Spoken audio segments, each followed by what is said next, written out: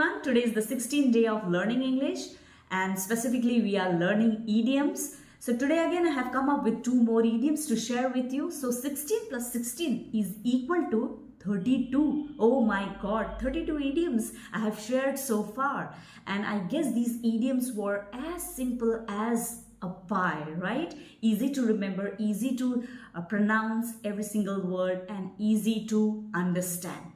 So if you know at least 5 idioms, do write me in the comment section. So today again I have come up with 2 more idioms, but before that, one piece of advice again I just want to share with you. That is, I'm damn sure that you always motivate yourself to improve this particular language or learn this particular language, right? So you create a regime, you create a plan, or you create a routine that from today onwards, I'm going to practice, I'm going to improve. But after 2 to 3 days, what happens, your motivation level drops. Because you have motivated yourself, but after 2 to 3 days, you find yourself alone, that no one is there to practice with me. So in that case, what should I do? Should I give up? No, don't give up. I know that when we don't find anyone with whom we can practice, we easily give up, we stop practicing. So please don't do this, right? In that case, these 3 things will help you. Number 1, if you have created a plan or a routine for yourself every single day, no matter whatever the situation is, just practice this particular language alone. What happens, we always search for a person with whom we can practice, and it is obvious, it is true that if somebody will be there with us to practice this particular language, we will feel motivated, we can correct also. But remember one thing, don't give up the time which you have scheduled for yourself. Practice on that particular time at every day, 15 to 20 minutes. Don't leave any day. Number 2 is all about try to watch English movies, and initially you might find that it's boring. So in that case, you can simply watch movies with subtitles and you can just revisit again, you can just forward, backward, try to mimic with the narrator, with the speaker, and just try to listen very carefully how the speaker is pronouncing every single day. And if you do this particular thing at least for 30 days, you will see that you don't need anyone.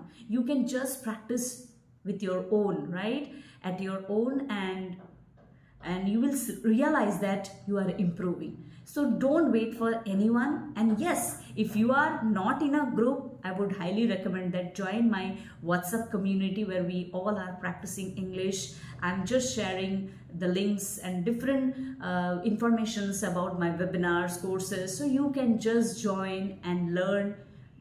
You can also get feedback as well as from my side, from other people as well as, right? So don't give up. Start practicing your English. Watch English movies with subtitles and do this at least for 30 days. And number 3, very crucial, that is try to push yourself. If your English is not okay, if you feel that pronunciations are not okay, people are always complaining, they are always saying that what kind of English you speak, your pronunciations are not okay. In that case, what you can do is push yourself and talk to those people who are excellent speaker, right?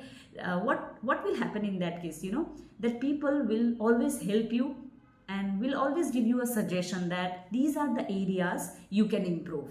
And that's what we need. If people are, giving you negative feedback, take it positively. If you think that you need to correct and you need to rectify your English, do that. But don't give up at any point, right? If you have motivated yourself, if you have scheduled a time for yourself so that you can improve, please stick to that. So 2 idioms, let me share with you. And number 1 is, I'm on a cloud 9. Wow, this is as easy as pie. We simply use the word happy. How are you? Simply we say, I'm happy. So instead of saying I'm happy, you can simply say that I'm on a cloud 9, because I'm on a cloud 9 means you are happy, you are blissful, you are fantastic, ecstatic, you can simply say. Because we always have the habit of saying that I'm happy today. So you just share that I am on a cloud 9 today. So keep or make a habit of, or get into the habit of saying this particular idiom. I'm on a cloud 9. Right? It looks so advanced, right? It sounds so advanced, not looks, sounds so advanced that you speak good English or you or you have good command over this particular language, right? Number two that I would like to share, bite the bullet. Now, what is the meaning? This is something new. Bite the bullet. Do I mean that you need to bite any bullet? No, not at all. Bite the bullet, can you get a sense? Whenever you bite the bullet, it means that you are in a difficult situation, okay? Or you are facing some kind of difficult situation or any circumstances that's too difficult, or you are suffering, but still with positivity and with challenges, with facing all the challenges, you are just facing everything, you are just enduring it. That means no matter whatever the situation is, you are facing every challenge. So I can say that no matter whatever happens in your life, to learn this particular language, if somebody is saying you something bad, bite the bullet. That means face that particular challenge, because every time circumstances will not be okay, right? But you should have that resilience, or you are supposed to be resilient enough to bite the bullet. That means face the circumstances with positivity, right? Hope these two idioms are powerful and you are going to use these two idioms. If you feel or if you think that I'm not able to understand, you can even Google it.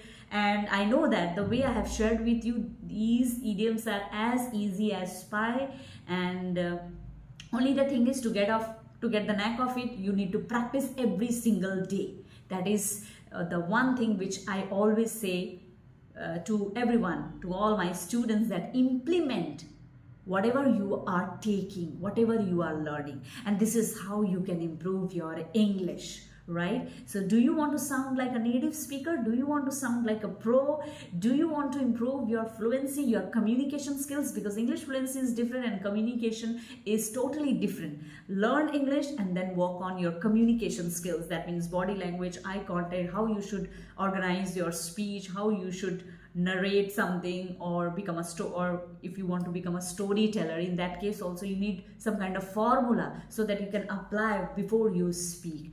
But first of all, work on your fluency. Learn every single word, learn every single pronunciation, and improve your English fluency. So with this thought, let me wind up. Take care, bye-bye, and yes, remember one thing, Rome was not built in a single day.